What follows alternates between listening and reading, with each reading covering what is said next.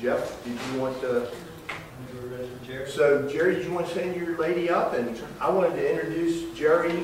His assistant is going to get him set up. But I've known Jerry for a while. Many of you may have seen him as a sportscaster years ago. He's been a media expert, social media expert, speaker. And my favorite thing that you do is I Love Charlottesville, which I don't know if y'all seen that on Facebook. I like the one you have used the best 10 hamburgers.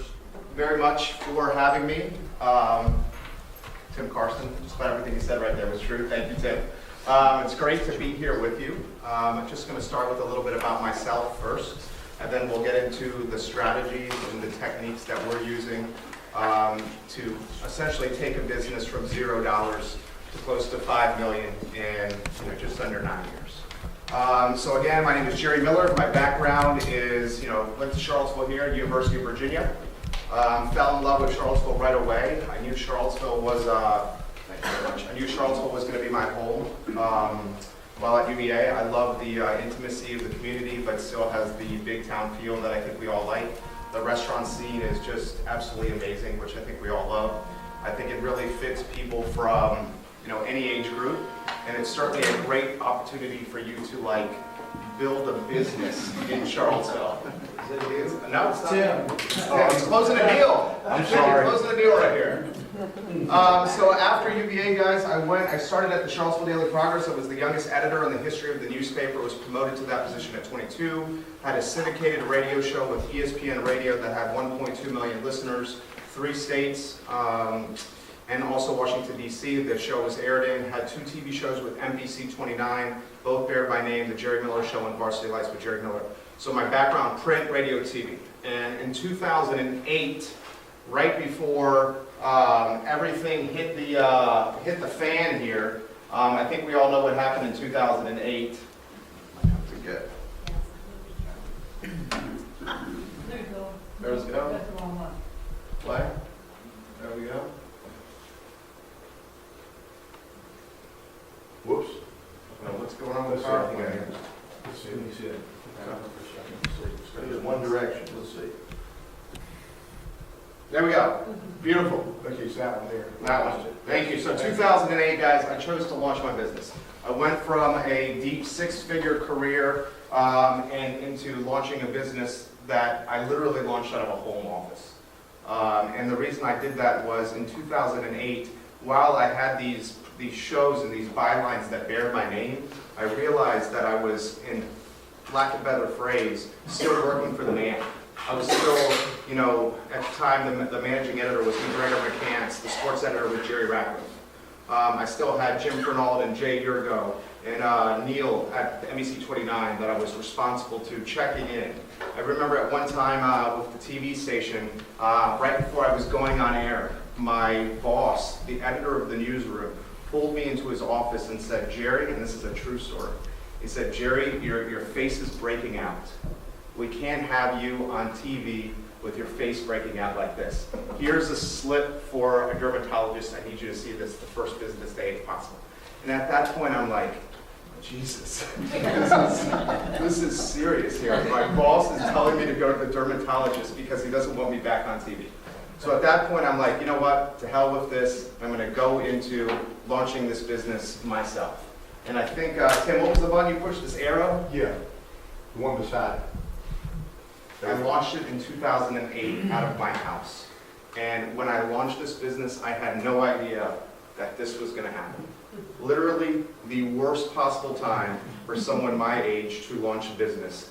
I had just purchased a condo at the Villas at Southern Ridge. I was renting 2 of the rooms out to my friends to help cover the mortgage, UVA fraternity brothers of mine. I said, these guys are paying $600 a month for a rental in Belmont. Why not bring them into my condo, give them $400 a month, they get $200 extra savings for beers, for girls, for partying, and then I get my mortgage subsidized. And I'll take one of the offices and build my business out of it. And next thing I know, that condo that I purchased in phase 1, where there's 5 phases of built-in equity, guess what happened? Well, if you know anything about the Villas in Southern Ridge, phase 1 did not have, there was no built-in equity at phase 2, phase 3, phase 4. Okay? I'm still trying to swim out of that now. Now it's a rental property and investment property. More on that later. But I literally launched this business at the worst possible time to launch a business. But I had three things going in my favor. I did not have a significant other at the time, so I could work 80, 90 hours a week, no problem whatsoever. I was determined to make it work. I had a great background with my print, radio, and TV experience. I'd done that for 5 or 6 years, and I knew those industries inside and out. And really, there was one of those things where it's like, I could not fail.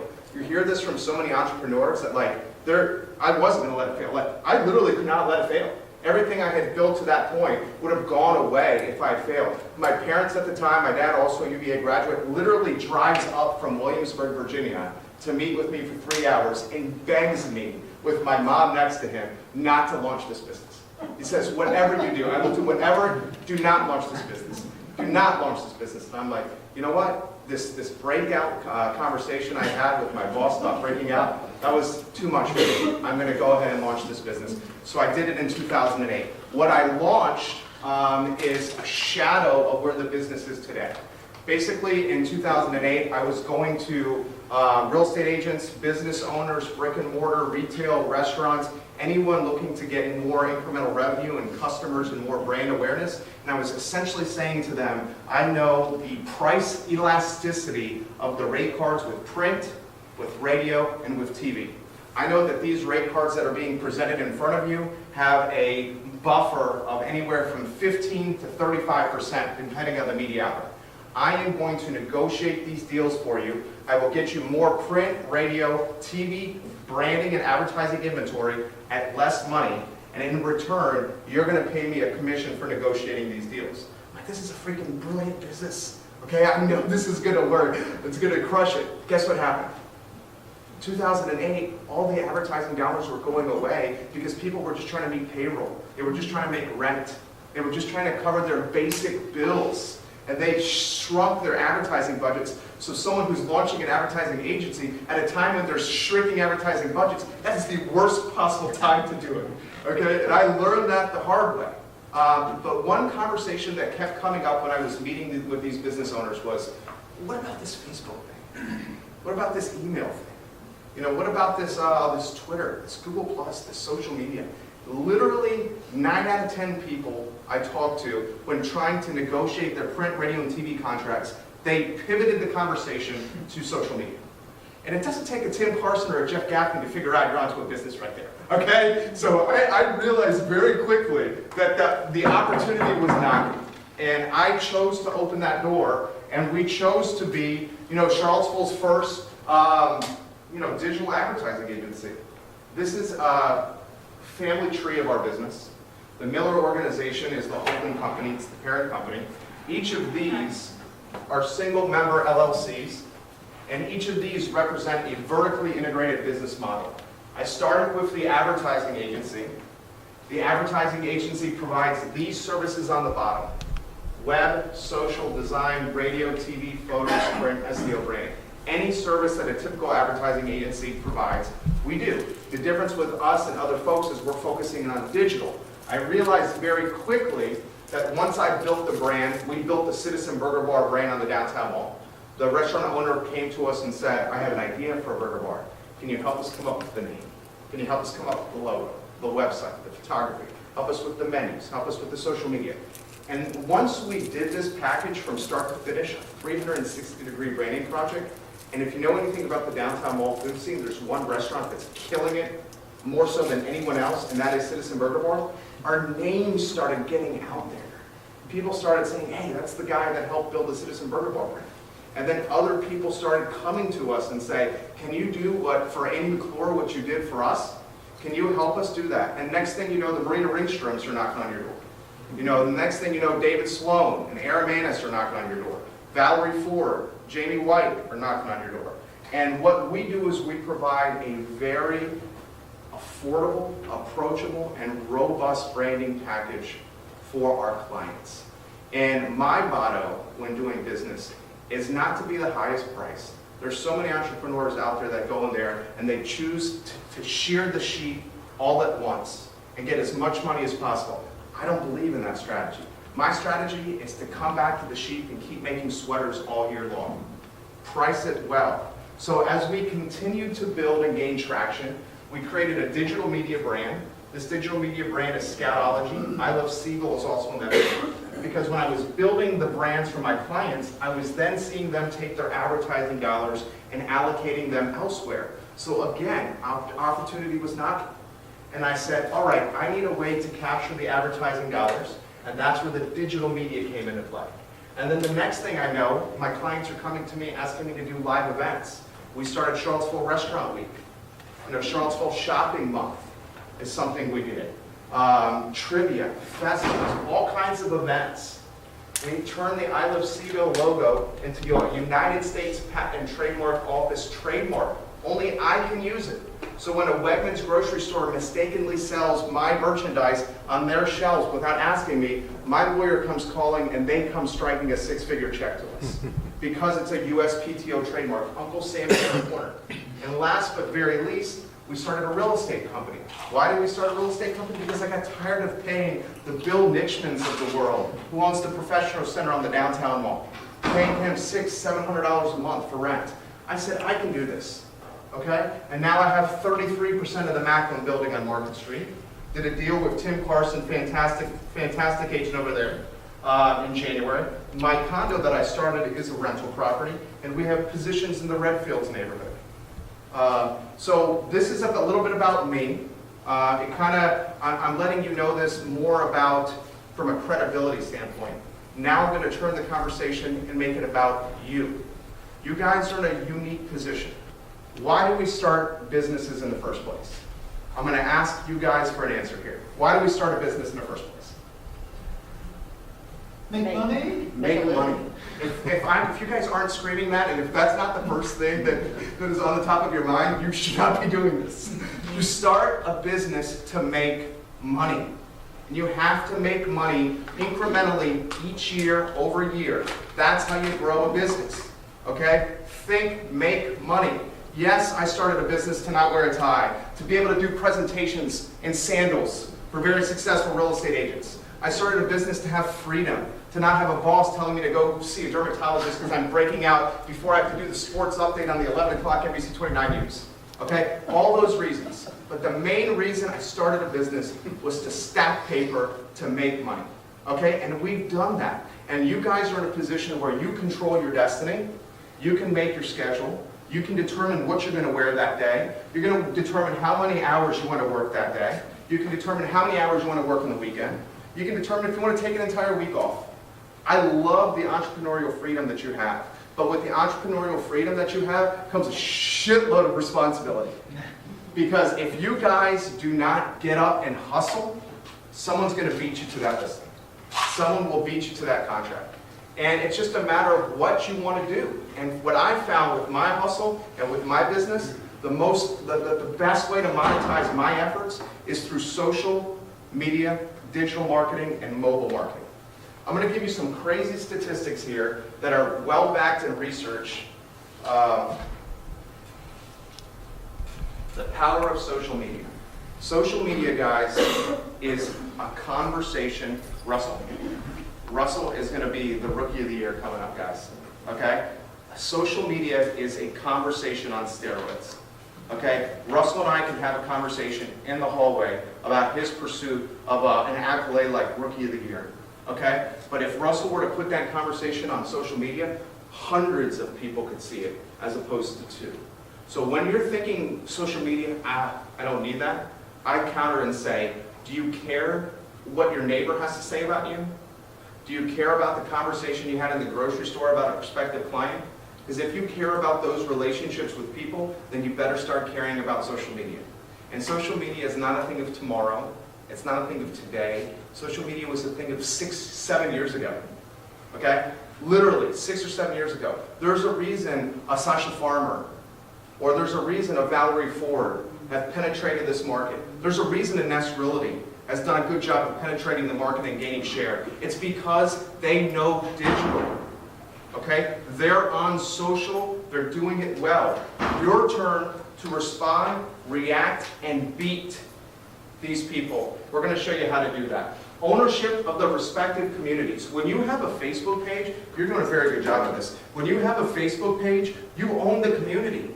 Okay? If you're doing traditional marketing with one of the Fine Properties magazines that I haven't picked up in years, I have disposable income, I have deep six-figure salary, I have not picked up a Fine Properties publication in a long time. Okay? But if you have a social media community like a Facebook business page, you literally own it.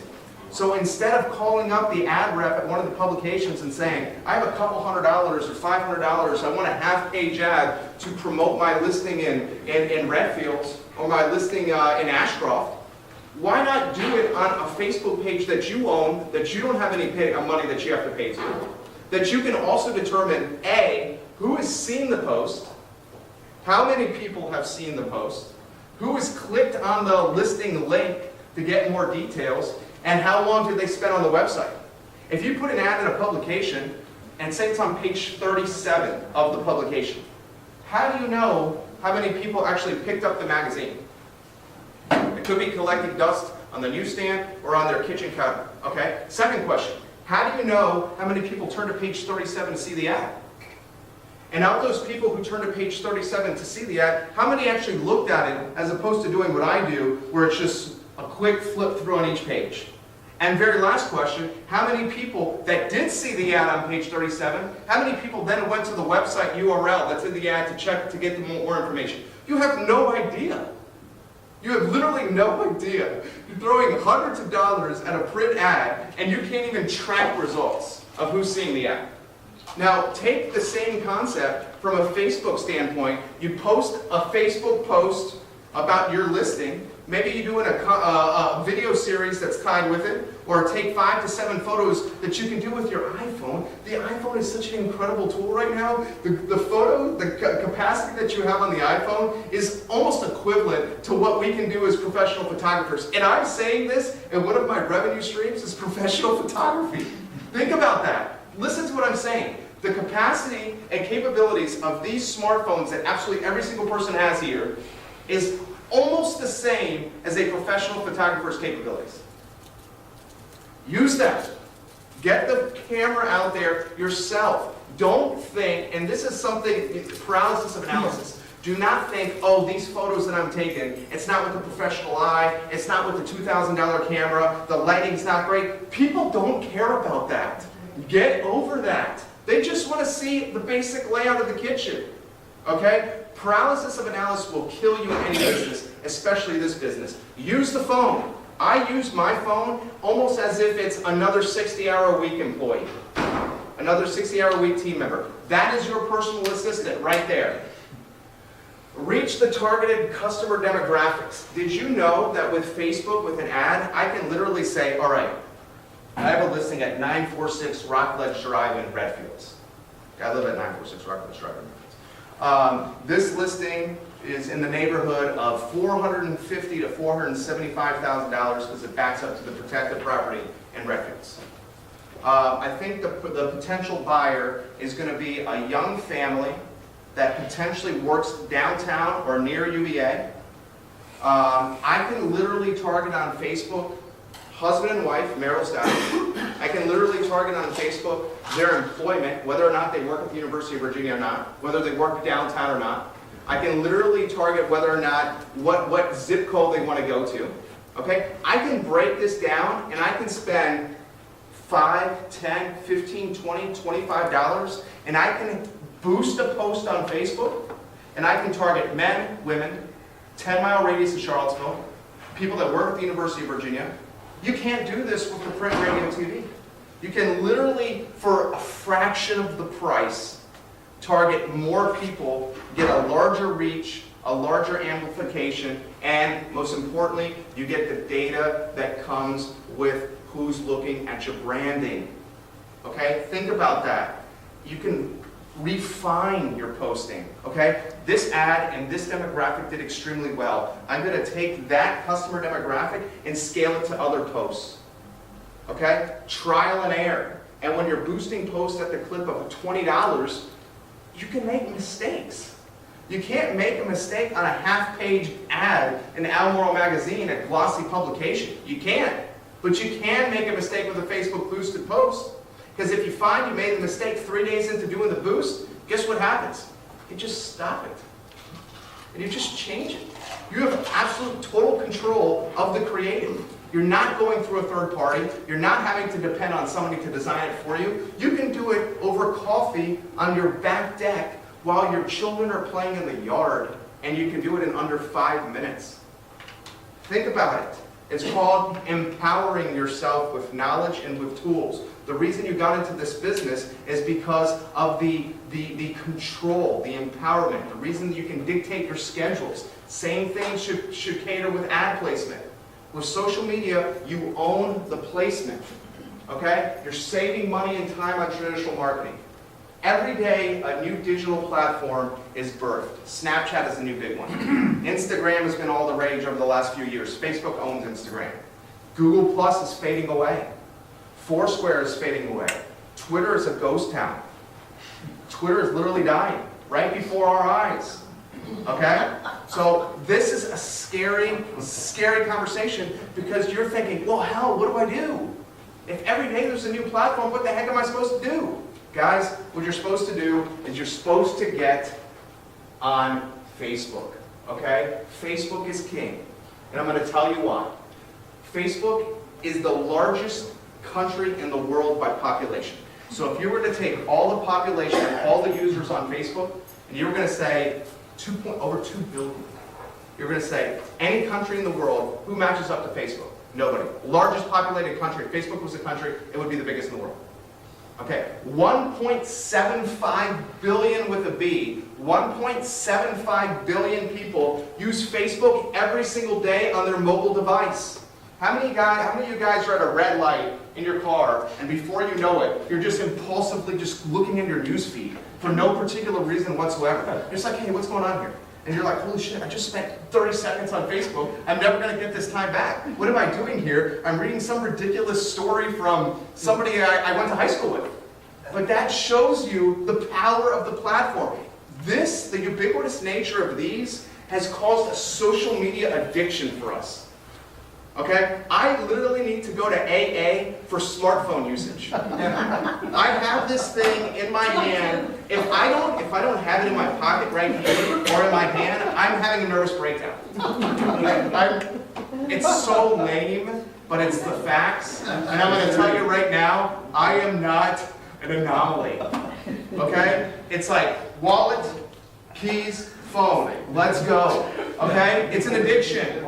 You must get a position on this platform. The first step when analyzing your brand is to figure out who you're trying to target. You guys are very good at this. You've gotten to this position. It's a home in Belmont. Maybe this is appealing to the late 20s, early 30s, or the people that are downsizing that want to be able to walk around to the downtown mall and enjoy everything the downtown mall has to offer. It's a home in Redfields. I think this is a younger, up-and-coming family in their late 20s or early 30s. It's a home in Glenmore. This is, a $900, $100, $1 million, $1.2 million listing. This is someone that's deeper in their life. Maybe they're in their 40s, their 50s. So you have to know the people you're reaching. Once you understand the demographic of your potential buyer or your potential seller, then you really are ready for success on social media. Okay? I think where are you trying to reach them? The first step you want to do, if you really want to just own one platform, it's Facebook. Okay? Once you have a good position on Facebook, then you can trickle your efforts over to an Instagram, or you trickle your efforts over into, say like some email marketing. Email marketing still works well. People may not open the ad, but they're still seeing the subject line of your email and then choosing to delete it, so you're keeping your brand top of mind for them. But my advice to you is, because the opportunity cost of your time is your most precious commodity, my advice to you is double and triple down on Facebook. Okay? Once you feel confident that you've had success and really gotten traction, and I'm not talking just with your personal page, although you do need to leverage your personal page. It's time that every single person in this room has a Facebook business page. If you do not have a Facebook business page, and it even can be tied to your name. So I have Jerry Miller for myself personally, and then a Jerry Miller business page. If you guys do not have that right now, you're behind and you will get beat. People will pass you. Okay? Get a Facebook business page when you leave this office today. And then on that Facebook business page, what you need to do is you need to take your personal following and put a link on your personal page, or just invite all your friends from your personal page to like your business page. You're the face of the franchise of your respective businesses. Leverage your personal following to build your business brand. Your personal following is where you're going to have the most evangelists and most supporters of your name, of your brand. If you're putting on your personal page, which could be anywhere from 400 friends, I'm just under 5,000 friends, and I say I'm starting a business, what's going to happen? You're probably going to have 50 or 60 people say, "Go, Russell, you got this." You know, "Go, Lauren, you're going to kill it with this business. Jeff, I can't wait to see your listings out there." People will literally give you support, and that's going to breed credibility for your brand. And it'll give you a confidence boost. It'll make you feel good. But you have to get the people from your personal page over to your business page. Get the business page going when you leave today. The fourth step is go all in with digital. You cannot do this halfway because the marketplace is entirely too sophisticated. Do not dip your toe in the deep end. Do the cannonball in the deep end, get completely plunged underwater, and jump into it. Okay, if you make mistakes, you will learn on the fly, you will adjust, you will pivot, you will fix them. Find a mentor, someone in your space, in your category, that's already crushing it with digital and social. I'm going to give you some props here. I love the video series that you're doing with your listings. He's got a drone flying around. He's introducing the listing in front. You know, one you did with Missy Kent that was fabulous, where literally he's in front of the listing and he's humanizing, he's personifying the listing. He's giving a digital tour of the listing, maybe using an iPhone. You could totally do it with an iPhone, okay? And he's saying, "Let's come take a tour." And next thing you know, you have music playing and the camera's literally walking through the house. Okay? I'm 35 years old. Someone that's and I have disposable income. Someone that's my age with disposable income wants that. Someone that's in their 30s with disposable income is not picking up the magazine. I can't emphasize that enough to you. You're throwing money with the print publications, good money and bad money. Okay? What he's doing is what we want because we're ADD. We have a lot going on. Our time is extremely valuable. I'm literally doing a presentation right now while thinking about 13 deals I'm going to close while I leave right now. Okay? So you guys got to give it to us in 90 seconds to 120 seconds or less on this screen that I can check out while I'm at a red light. And if it tickles my fancy, then I see that his phone number or his website is right at the end of the video. It's tremendous. It's an invaluable tool. And it does not take a lot to make or to produce. In fact, you can produce them and make these videos yourselves. All you need is you don't even need another person. You get your iPhone, you get a tripod off of Amazon, you see them back there, you can put your iPhone in the tripod, you can click record, you make sure it's positioned well, and then you just talk to the camera. And then once you're done talking to the camera, you then take your iPhone and you walk it through the listings. And then you get home and you have iMovie on your phone. It costs $5 to download the app, iMovie. And you splice the stuff together, and within 30 minutes, everyone in this room has got a video listing, a video tour of their listing. And the 30-year-olds, the 20-year-olds, I would even venture to say the people in their early 40s, that's how they want to absorb their listing information. The days of getting a magazine and saying, "This URL over here," those days are over. Those days are over. Figure this thing out. The power of social media, guys. 2.1 billion people. I've already reiterated the statistic. This is the one that's the scariest one. This is a 21% increase over last year. 21% increase. These are becoming the norm. Students in schools are using these for educational purposes. It's going to be the point where your 7, 8, 9-year-old is going to have them. Now, they might not be able to talk and make phone calls, but they will be in their hands used for educational resources. Have you seen 5 and 6-year-olds use these things? They can use them better than we can. They literally have watched mom and dad their entire life use these things. They pick them up, and next thing you know, they're doing stuff that you didn't even know they knew how to do just by osmosis and by watching us use them. Okay? I really need you to absorb this statistic. Okay? As this grows and becomes even larger, and next year it'll be over 2 billion, you heard it here first, Whoever owns this screen is going to own the category. It's going to gain the market share. Absolutely. We talked about Facebook ads already. All right, is everyone familiar with a Facebook ad in here? We all are? Okay, very quick recap for those that are not. If you're doing a post on a business page, you have an opportunity to boost the post. It's a button right below the posting on a business page. When you click boost, you can choose the budget and the demographics you've got to target. Use these. Use these. Your competitors are using these. Denise Ramey is one of our clients. She's using this extremely well. Anytime you're on Facebook and see the news feed, and you're seeing people, real estate agents posts constantly popping up, and you're like, what the heck? How do I constantly see this post? They're paying for that positioning, okay? And just posting on a business, remember, Facebook is a business, so they want to collect money from you. So if you post your information, your listing information on a business page, you may get, depending on the size of your community, you may get, say, 1,000 people, just say 1,000 people, organically seeing it. 1,000 people is still not bad. But if you pay $20 to boost it, you can get 5 to 7 times that reach of the 1,000, 5 to 7 times for $20 boost. The CPM in Facebook is $5 CPM. So think about that. What that means is for every $5 you get on a boosted post in Facebook, you reach 1,000 people. Yes, sir. Is that a pay-per-click model or a pay-per? It's pay per impression. Very good question. So how it works is, say $5 gets you 1,000 impressions. When I scroll through my newsfeed when I'm at the red light, and I see Denise's post, that's 1 impression. If you see it while scrolling through the newsfeed, that's 2 impressions. For every $5 you spend, you get 1,000 of those people seeing it. Now, you can also do it from a pay-per-click model, but I suggest the pay-per-impression. And the pay-per-click model is if you have a link in your post and people click that link, then you get charged from your budget. I would much rather throw a wide net and catch a lot of fishes to feed the hundreds of people than throw a very specific net at first. Okay? Wide net, base it on impressions. That's a good question. Very good question. Jerry, Now, is that where it says sponsor most of the time? that's exactly right. what it Anytime you see a sponsored post, that means someone's paid for that positioning.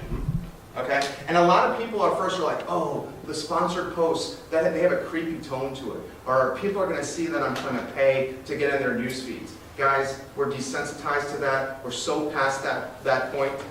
Okay, we're so past that moment. We expect it now.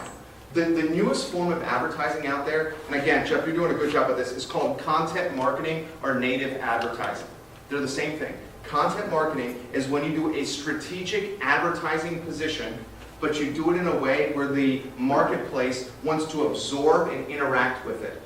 Okay? That could be like my top 13 brunch places in Charlottesville. Okay? On I Love CVille. Well, guess what? They're all local. We try them all. The number 1 on that list is paying to be on there. Number 2 is paying to be on there. Number 3 is paying to be on there. Number 1's paying more than number 2. Number 2's paying more than number 3. Okay? 13 might not be paid, but damn well top 10 are. But the marketplace doesn't care. They don't care anymore. They're sophisticated enough to realize what it is. They've moved beyond it because I'm providing them with valuable information that is helping them make their decision of where to eat brunch that weekend with their family that's in out of town, that's here for the UVA football game. Okay, so get beyond the fact that people will see us as you know, trying to manipulate things by boosting things on Facebook. Those days are behind us. Okay? Sync your Facebook ads to your website and your business Facebook page. Anytime you're writing copy on your Facebook post should link to your business page. You can hyperlink your business page by using the @ symbol. I think a lot of us know that. Link to your business page. Always include your URL. Do you guys know why? Question? Anybody? Why do you include the URL in the Facebook post? Research. Exactly. That's exactly right. You're including the URL in the Facebook post because you want people, A, on the website, and B, perhaps even more importantly, how SEO works, search engine optimization, is you want as many inbound and outbound links coming from your website. So if you have a link on your Facebook page that's going to your real estate website, Google's going to recognize that, and they're slowly going to move you higher up. I want you to do a test when you guys get home today. Type in Charlottesville real estate agents. into Google. Charlottesville real estate agents. See who comes up. I can guarantee you the people that are coming up are winning that battle through pay for play by contacting businesses like mine to help them maintain the top positions on page 1. How many of you guys, when you do a Google search, ever go to page 3, 4, or 5? No one. I didn't even leave the first page. How many scroll down to the bottom of the first page? If you want to make, if you want to get 5 to 6 new listings, 5 to 6 new closings a year, get on the top half of the Google first page. And before you know it, you will have businesses contacting you, listings and deals and relationships that you didn't even have to hustle, calling you and saying, I saw you online. Interstate Pest and Service Companies are literally one of our best clients. Yes, sir. I just have to say, I just Googled it, and the 3 people that came up were Better Homes and Gardens, Sasha Farmer, and Andy Bell. There you go. And I think we all know what Sasha Farmer is doing on digital. I mean, she's crushing it with digital. That's safe to say. Okay, Interstate Pest and Service Companies are our top count. We have roughly 300 to 350 clients active every month, depending on the season and what's going on with the economy. Interstate Pest and Service Companies, we've maintained the top rank in organic search for Interstate. They have so many businesses contacting them saying, we found you online, we need your services. That's the same thing that will happen with real estate, guys.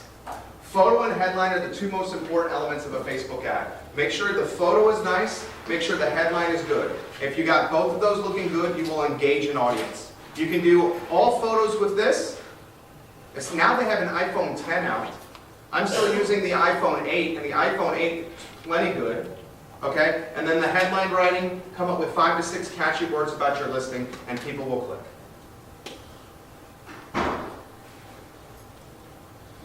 My 9 steps for building a brand and business across social media. This is the most important elements of this conversation. You follow these 9 steps, you're going to go from wherever you're at now to incrementally better in sales. Okay? I can also send this PowerPoint to Tim, Yes. so you guys can then pass it along to your organization. Thank you. This right here is the heart and soul of the presentation. This is how we built a $5 million business. And that might not seem a lot from a real estate standpoint when some of you guys are doing 25 or 30 million. But remember, I'm not doing $500,000 deals here, $600,000 deals. So that is a ton of business we've built to get to that number. The number 1 point, just do it. Launch your branded and social media pages. Get over your paralysis of analysis. There's so many times I talk and meet with people where they're scared, they're trepid, they're unsure of themselves. Perhaps it's a lack of confidence, perhaps it's a lack of experience, perhaps it's a fear of failure. If you're an entrepreneur, and anybody who is a real estate agent embodies every characteristic of entrepreneurship, you have to get over that. Please. Okay, if you can get over that and you can jump in the pool and do the cannonball, you will find incremental revenue. Create compelling and authentic content that originates on a dynamic mobile desktop responsive website. Okay, this is extremely important. I've seen a lot of you guys, and we did a lot of reconnaissance before this presentation. A lot of the folks do not have responsive websites. A responsive website is a website that responds to any screen it's shown on. Okay? If you're asking the marketplace on a website on their phone, and remember, 55 to 60% of all web traffic is coming from smartphones now, not desktop computers. 55 to 60%. If you're still asking the marketplace to go like this, to zoom in, to read the words on your website, you're failing. I can't reiterate that enough. If your website does not respond to being turned this way, to being turned this way, to an iPad, to a laptop, to a big screen computer, to a projector screen, 30-year-olds, late 20-year-olds, early 40-year-olds will judge you for that. I can't emphasize that enough to you. Get a website that is responsive, that moves based on how it's turned on the screen. Now, this is extremely important. You want to create content that is compelling and authentic. A lot of the content I'm seeing with real estate agents is just a regurgitation of the car analysis report. The report comes out, I see it on NBC 29, the press release is aired in all media outlets. why are we putting the press release that airs in the Daily Progress, that's printed in the Daily Progress, airs on NBC 29, the Charlottesville Newsplex, all the radio stations, the CVille Weekly, and 5 or 6 other publications? Why are we then thinking that that press release is compelling content for people on social media to want to read and engage with? We've already seen it. We've already read it. We've already heard it. You're literally providing no value to the conversation. In fact, you're creating noise that people don't want to see or read. So when you're finding content to post on social media, post stuff that you find compelling, okay? So I saw that sales in Albemarle County are up 13%. We'll dig into that. The reason I think sales are up in Albemarle County 13% because we know inventory is at an all-time low, okay? Inventory is at an all-time low, so the price per home has gone up, okay? Give us something we don't get from the press release, okay? That's the type of content that someone's going to engage with and then share it to their wife. Or a wife is going to share it to the husband. Or what Jeff's doing where he's doing tours of the Glenmore listings and the other listings he has. The number one demographic that's on social media is women. Okay? They will see what he's doing, and then they're going to have a conversation about that at dinner, at lunch, in the morning while getting ready for work. Okay? Compelling and authentic content is what's going to get people, what's going to get you noticed. This is very valuable. Okay? 3, syndicate and distribute your compelling and authentic content across as many social media channels as possible. This one may seem overwhelming. I've encouraged you to start first on Facebook. These are the order of importance in my opinion. Facebook, Instagram, this is becoming a ghost town. Twitter. Snapchat, we're not quite there yet from a real estate standpoint, but we will. Snapchat and Facebook are going to war against each other. Facebook and Instagram are owned by the same company. Okay? Podcasts. I'm not seeing people use podcasts. Podcasts are literally something where you can hit record on your phone. You can talk into it for 90 or 120, 2 minutes, 3 minutes, 90 seconds, 120 seconds, and you can post it on your Facebook page, and it could be an analysis of what's going on in the market. It's very simple and easy to use. Vlogs. We do a lot of vlogs. Does anyone know what a vlog is? Yeah, it's a video blog. These are 2007. These are 2017. The tours that Jeff is doing to his home are these. We are a fickle, ADD, short attention society because of these. Give us the listing in visual. Don't give us the listing like we used to see where it's like 5 bedrooms, 2,048 square feet, 0.5 acres, finished, that's boring. That is boring. And how you position your listings are going to help you get more of these listings. So if you're showing that you're innovative, and you're showing that you're top of the market, and you're showing that you're cutting edge, more people will gravitate to you and give you their house to sell. This, guys, get over the fear of being on camera, get over the fear of talking to people, and realize you're the face of the franchise, and if you don't make this happen, somebody will, and somebody will pass you, and someone will claim the listing. Create a brand-specific hashtag for your content. We're fortunate. We own the Heart CVille trademark. Okay? Charlottesville's a very passionate community. People love Charlottesville. When you have a logo and a trademark like that, people are going to gravitate to it immediately because they love this community. You need to create a hashtag that is specific to your brand. So it could be hashtag, Russell CVille Real Estate. Hashtag Jeff Gaffney CVille. Hashtag Tim Carson CVille. Okay? And any piece of content that you post on social media or on your website should include that hashtag. You want to A, brand the hashtag and get it out there, but B, most importantly, all the content that you create will start being organized and categorized in that hashtag stream. So when someone clicks Jeff Gaffney CVille or Tim Carson CVille or I Love CVille, they're able to see every single post that you have ever done, any piece of content that you've ever originated, anything creative you've ever done from a real estate agent standpoint in that hashtag stream. So maybe the listing in Glenmore is not for somebody because it's out of their budget. But if I click Jeff Gaffney CVille, I may see the Ashcroft listing or the Redfields listing that is in my budget. Hashtags specific to your brand. It should include your name. Include your name. Do not make it too long. Start using your hashtag on things like print materials like business cards.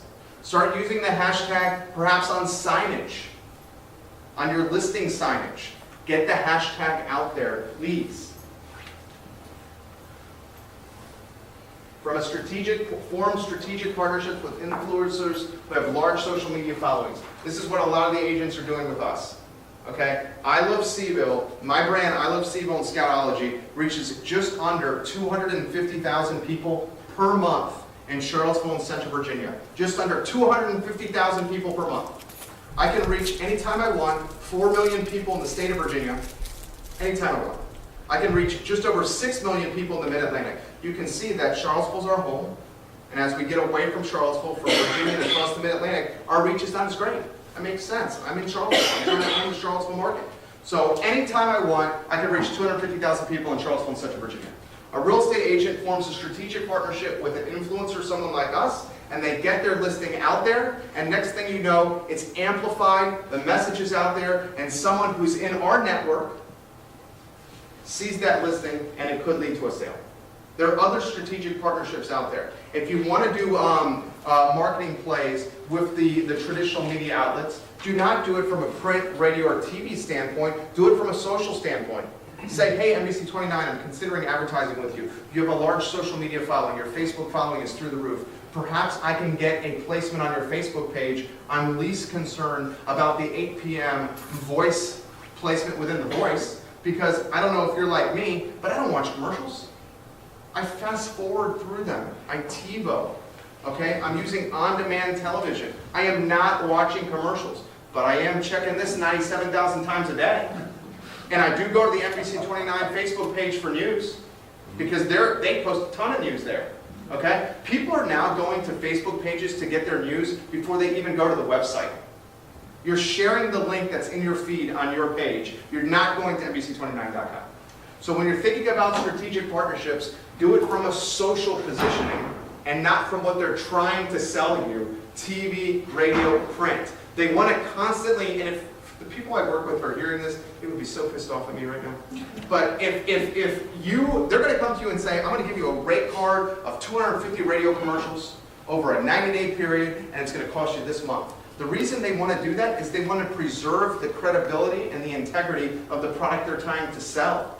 If people are constantly going to the Monticello Medias, the Hot 1019s, the WINAs, if people are constantly going to the CBS 19 and asking for placement on their social media pages as opposed to their TV, radio stations, eventually the TV and radio stations will go away. That's why they're continuing to push something that is on their rate card that they know. Also, they also know that they can sell you a TV commercial in the 6 o'clock news for $250. And that $250 commercial in the 6 o'clock news may reach 25,000 people. But I just told you $5 gets you 1,000 people. You can see how you can save money here. Okay? Think about it, guys. Think about it. Spotlight and feature other people from your field in your compelling and authentic content. I'm going to go back to what Mr. Gaffney is doing here. With his listing with Missy Kent. Okay? She was spotlighted. Where was that listing? Was it in Glenmore? She was spotlighted. He's literally introducing her outside the home. He's like, hey, I'm Jeff Gaffney. I'm at this listing in Glenmore. This is my co-listing agent, Missy Kent. He's literally building her brand. Literally leveraging his own personal platform and his own personal infrastructures to help a team member out.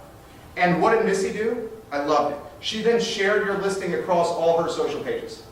He spotlighted, he took it off of him, brought someone else into the mix, spotlighted that person, helped her brand out, and she then took the listing, everything he created, and put it all over her social channels.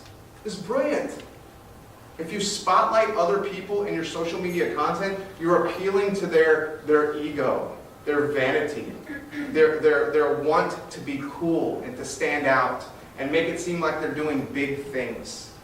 Take it off of you, put someone else in front of the camera alongside you, co-branding, and then watch what that person you spotlight does for you.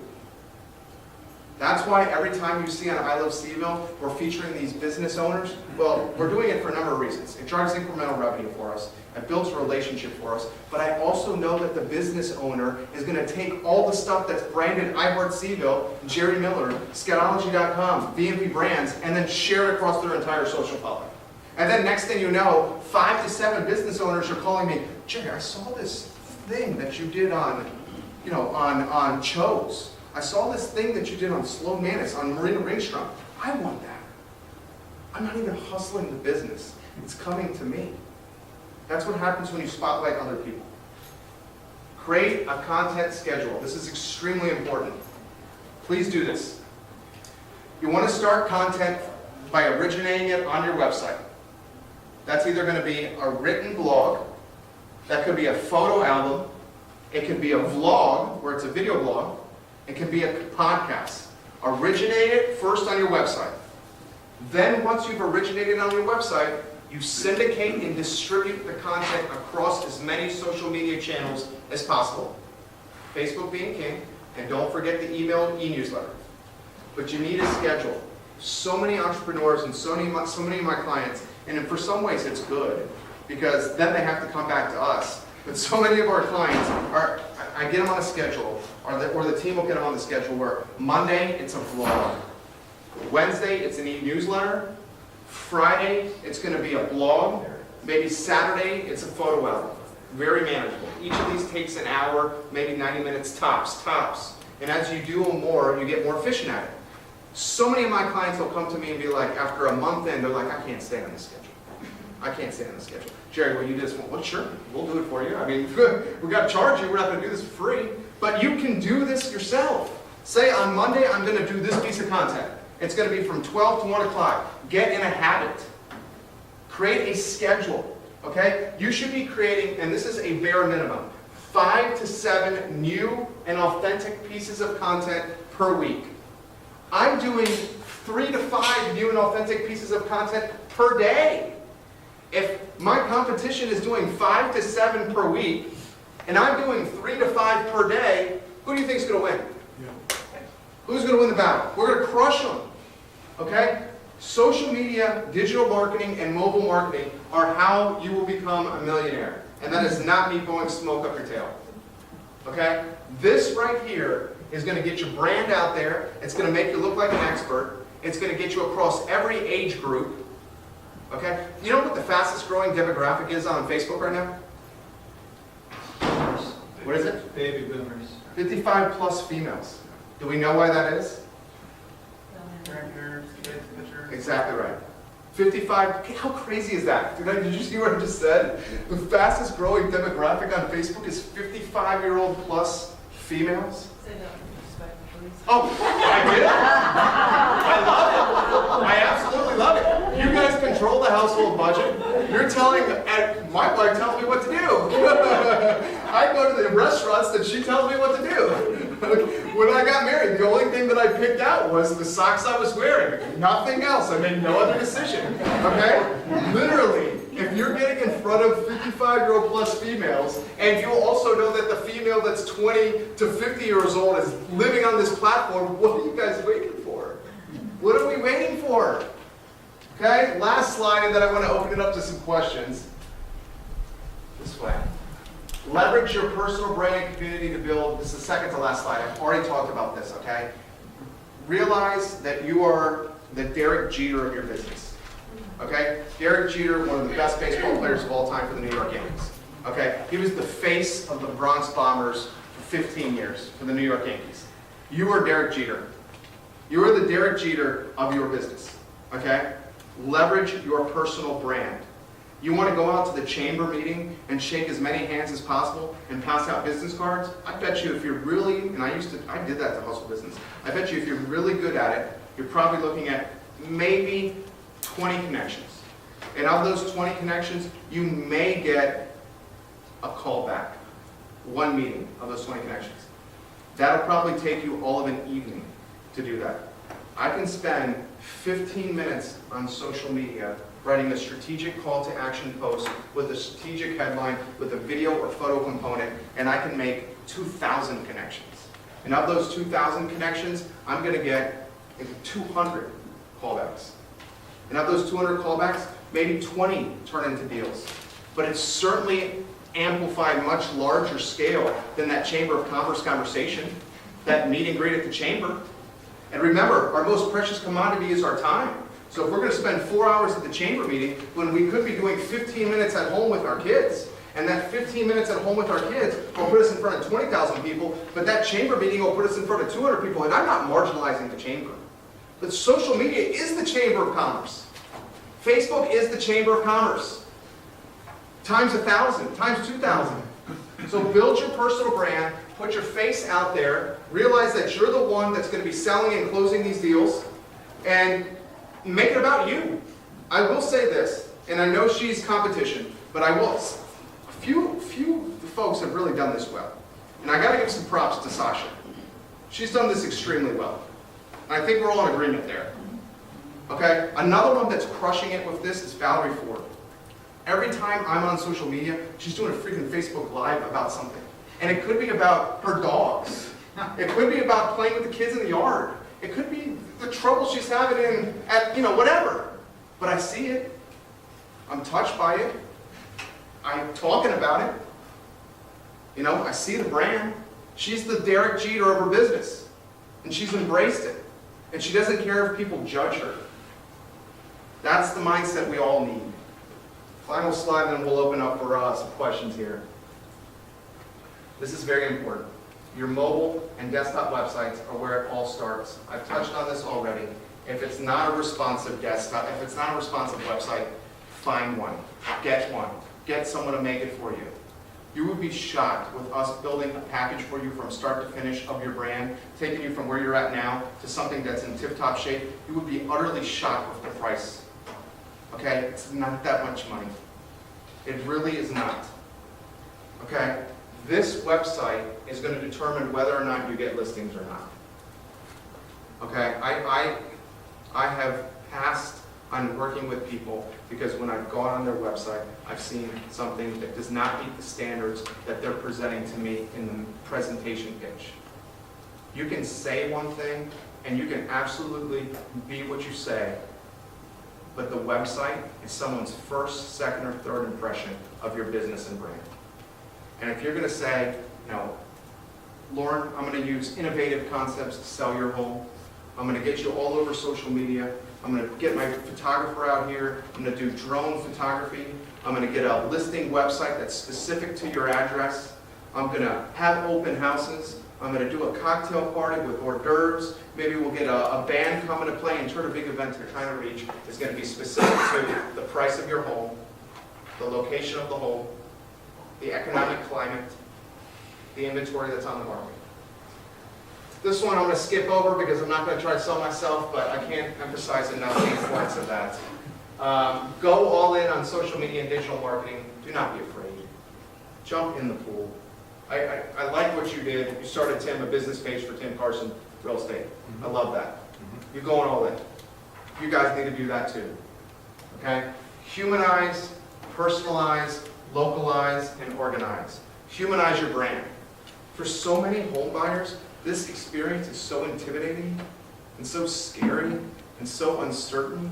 And we're like, I have to trust this person who I've met 3 times with a $600,000 deal, and then I have to wait 45 days for this closing to happen, and this guy that I've never met has to appraise this home, and this dude I've never met has to come in and tell me that this home is acceptable to purchase, and then I have to show all my bank statements and essentially give my only son to this banker to get a loan? What the hell? I mean, it's extremely arduous, confusing, and stress-ridden process. It really is. And I do a lot of deals, okay? We got just under $3 million in real estate ownership, and I'm still having the stress in the is this going to go through? What if it doesn't get appraised for that? Okay? And if I've done this many deals, imagine what the first or second time home buyer is thinking. Humanize the process. Sit down with them and say, you can do this. Here are the steps that's going to happen. Personalize it. All of you have your personal time. Pat, you're able to crack jokes, you're able to get the room to like you, to laugh, you're extremely organized. I mean, you were tremendous at what you just did. You took a very dry material and you made it personal. You made it great. People were laughing. You know? Find what you do best, whether it's making people laugh or making people relax, and do it. Localize it. Everybody that's in Charlottesville loves Charlottesville because of the local elements. And finally, last tip, we all know this, be organized. I mean, there's nothing more confusing about this process than seeing someone that you trust not be organized. And I've seen that, and it's not pretty. I want to open it up for questions. Anything goes here. Ask away. Yes, sir. You spend a lot of time on Facebook, and congratulations on your business. I'm wondering, though, about this search engine optimization, and Facebook doesn't really help with that, or does it? And it seems like YouTube is the path to Google, right? Because they All good questions. So, search engine optimization is tied to inbound and outbound links and keywords.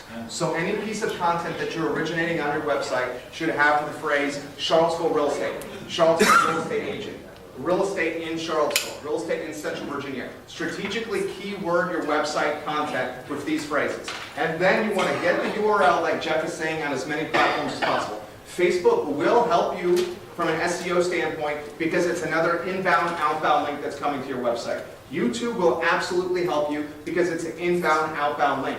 When you're doing your videos, you can originate the video on YouTube.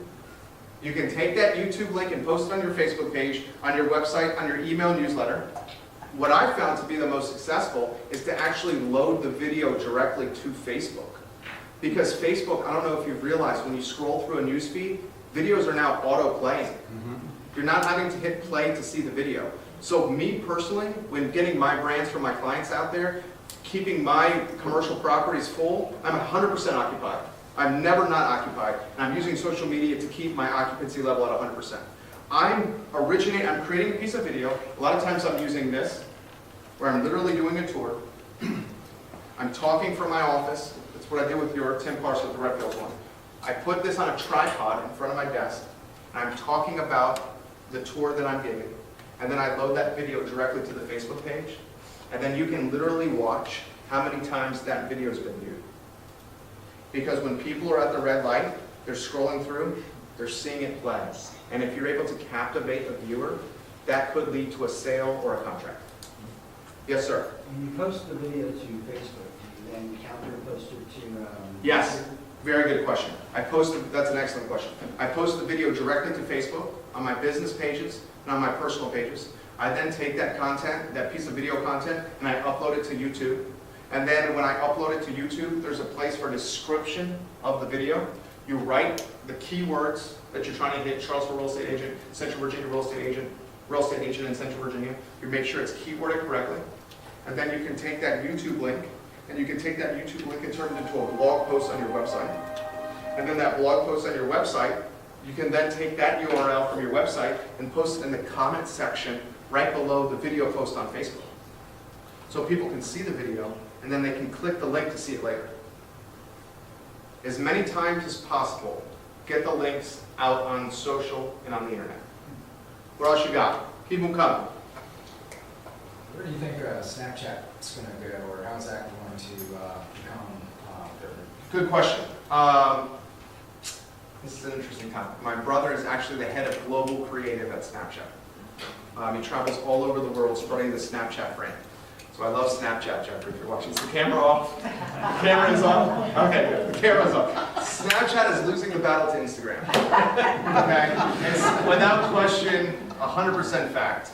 Okay? My brother, his team, are in charge with closing the gap. But what Facebook owns Instagram. Facebook has a huge advantage because they already have the community there. They have scale. So they're essentially ripping off all the features that Snapchat, the novelty that is Snapchat, the disappearing video, the fact that you can send video to one specific person almost like a message. Instagram is ripping off all those elements and integrating it straight into their platform. And then Facebook is telling people on Facebook to load Instagram and use Instagram because it has all these options that Snapchat once had. It's literally copying and mimicking everything that Snapchat is doing. So to answer your question, I think it has a long ways to go. And as long as Instagram and Facebook have the scale that they have and the size of community they have, it's going to be very difficult for Snapchat to close the gap. To put it in perspective for you, the Facebook daily users, over 2 billion daily users on Facebook. Snapchat's about $190 million. That's a hell of a difference there. 2 billion plus versus 190 million. Good question. Yes, sir. So for maybe one of our agents that doesn't have hardly any Facebook presence, would you say that the foundation would be to get your personal page Yes, sir. going, and then spend time in finding friends to build your database there? And then you do the business page. What would be your suggestion on like the elementary beginning of a person that has no Facebook? Very well. Great question. So I think you need to do exactly what Tim said. If you are new to Facebook and don't even have a presence whatsoever, you need to start a page just for yourself. And do it not just for your business, but you will find how much this helps make your life easier. You'll be getting news faster. You'll be able to log into websites through Facebook Connect. I don't even log into websites anymore by typing in user and password. I'm typing Facebook Connect. You guys seen the button, right? On Facebook Connect? It'll help you save so much time. All those times of remembering passwords. I used to have like 30 different passwords for like 30 different sites, and I'm like, what one is this? Which one is it? I mean, we've all been there. But yes, start with your personal page. Get as many friends as possible on your personal page. Just like I said, be the Derek Jeter of your business. And then as your personal page grows, the milestone number is you cannot go over 5,000 friends. I'm at 4,000, I think it was like 4,900 and something. And I'm strategically trying to grow this. I'm now at the point where I'm turning down friend requests. You know, once you get to that number of friends, you don't really even know the people. You know, you just don't. It's a networking tool. It's the Chamber of Commerce. And I'm now turning down the folk that is like a 22, and, you know, I'm a businessman here. The 22 or 23 or 24-year-old barista from the coffee shop, I'm not accepting that friend request. But I am accepting the friend request from the CEO of GovSmart. I am accepting the friend request from the business owner of that downtown mall business, or from the vice principal broker of a real estate firm, because I know that could lead to business. And all I have to do before I click friend request accept is hover my cursor over the person's name, and it shows their entire work history. It literally takes less than 5 seconds. I'm doing the same thing on LinkedIn. I'm reaching out on LinkedIn. You guys should be on LinkedIn. I'm reaching out to as many business owners as possible on LinkedIn. I'm posting all my content on LinkedIn. I'm driving engagement on LinkedIn. Be proactive and send the friend request out yourself. The other thing I was going to mention, that since I've been using it, that I'm really pleased with the Facebook page is as far as the ability to sit down, you said plan a schedule. Yeah. So what I like about it is that you can, like 3 times a week, sit down and take 10 minutes and schedule 6 to 8 posts. It doesn't take, right? I mean, you might talk about that. That's totally true. So one thing I want to add on this. What does Facebook need from us to make money for its business? Content. It needs us to use its website. Facebook makes money based on how many daily active users are on it. Tim is exactly right. You can schedule posts, but those posts will be penalized with its reach. The reason they will be penalized with its reach is because you're not logging into Facebook to do it. So you can say on Monday, I'm going to post this stuff for the rest of the week, but you've only logged into Facebook once. Facebook is going to give much more benefit and position it higher in the newsfeed if you originate that content the day of. So that's why Hootsuite and all that has gone downhill? Hootsuite, I used to use Hootsuite because it kept things organized, but if you look, this is crazy, and this shows you the freaking power of Facebook. If you look at the metrics of reach when you post a piece of content through Buffer or Hootsuite, and Buffer and Hootsuite are third-party platforms that allow you to organize your content and publish them, you know, one day you can schedule a whole week. So if you look at the reach on a Hootsuite post, and then you look at the reach of a post that you do in real time by logging into Facebook, it's like 35 to 40% more people see the post than if you log in the day out and do it. Wow. And the reason that's the case is because Facebook is making money off of your time on site, off of the fact that you've logged into the platform. Its daily active users, that number is going up. It wants to show to its advertisers, Facebook does, that the platform is popular, that people are using it. They spend this much time on it every day. And if Facebook were to allow people just to schedule their posts on a Monday for the whole week, then the daily active users would go down. Great point. What else you guys thinking? Can you elaborate on the advantages of LinkedIn? Sure. Because my impression of it, I'm not active on it, I'm media active on it, is that I've heard a lot of people sign up for it, and it's like, I just get spam. Bombarded all the time. by requests. So, Yeah. So, good question. So you can turn off that notification. So anytime someone tries to link in with you, you can turn that off so you never get it. And that's in your settings. So that's something I did as well, because every day I'm like seeing on my phone, 25 emails, and it's just a pain to delete them. So turn off that notification in your settings. I think the value of LinkedIn is the information. I can go on LinkedIn today, and I can search CEO Charlottesville, and it literally gives me a list of CEOs in the city of Charlottesville. And what do you think I did? Freaking LinkedIn with all of them. I sent every single one of them a request. Every single CEO in Charlottesville has got a LinkedIn request from me. Even if they turn it down, and they're like, oh, it's that Jerry Miller again, they were touched by my brand. Yeah. They saw me. They saw my face. They saw my name. They see that I'm hustling. They see that I'm trying to grow a business. Same thing with business owner. Start searching titles in the city as opposed to individual people. That will help you grow your LinkedIn following. And it's just another platform like Facebook to position your content out there. That's how you gotta think. You gotta think Facebook, Instagram, e-newsletter, LinkedIn, they are publishing outlets. And you are the journalists. And these people are distributing and syndicating your content. They're like a newspaper. Yes, sir. So I was looking at Facebook recently, and I was able to download all the Facebook data, but I haven't started using it yet. So how would you consider that as any kind of positive? Does that help with creating a database and all that? 100%. It seems to me like I was looking like I can now get it into my CRM. Sure, and what data did you download? Oh, geez, I downloaded the information on Facebook of all my friends. Okay. All their contact information. Yeah, so that's huge. So everyone knows what CRM is. Customer relationship. Yeah, customer relationship. So CRM is an easy way for you guys to organize and reach out to people. You guys probably have an in-house one. I also referenced the 37 Signals. Basecamp is a great one. It's very cheap, very Or affordable. one of the real estate ones is Top Producer. that Yeah, you Top know Producers. about, Realty Juggler, there's other ones.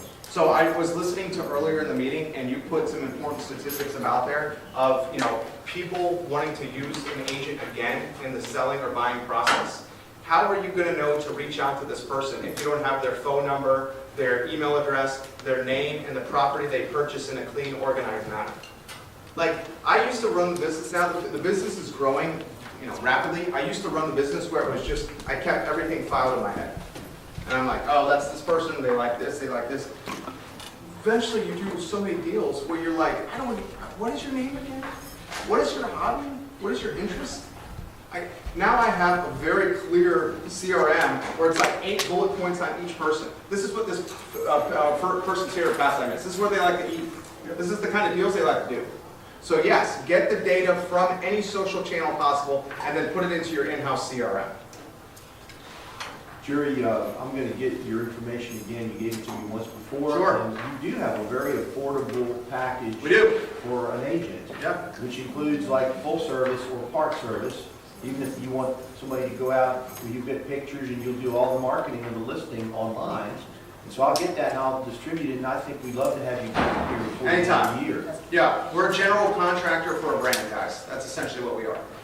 We build brands. Yes, ma'am. I just don't want to be the annoying person that sometimes websites are very annoying and Sure. intrusive when they ask you to agree to do something. You have to give them all your contacts and all your photos, and there's a thin line there between using it successfully and being annoying to somebody. Sure. That I will turn off if they're requesting all that and all my contacts and everything. I don't care what it is. Sure. I'm not about that information. And my response to that, and I used to feel that way too, my response to that is, you're going to upset some people. Some people are just going to be like, this is too much. And those people, in the grand scheme of the pie, represent a very small slice. You know, I understand where you're coming from. I think you make a very good point. For me, I just eventually got over that. And I would. Something's better than nothing, and more is better than less. I totally agree with that. And the key, what you want to do with your brand is you want to touch someone 7 times. This is industry standard from an advertising and psychology standpoint. You need to touch someone 7 times before they're going to know your brand. And that can be touched by email, where you get an e-newsletter and you delete it. I see Jerry Miller. That could be on social. It could be on Instagram. That can be in a meeting like this. That can be a conversation at the chamber. Touch people 7 times, and if you do, you'll be surprised at what happens. Same with leads. When you get a lead, you have to get to them 7 to 9 times before they respond. 7 times is the number where it's burned into people's subconscious. Thanks, Jerry. Absolutely.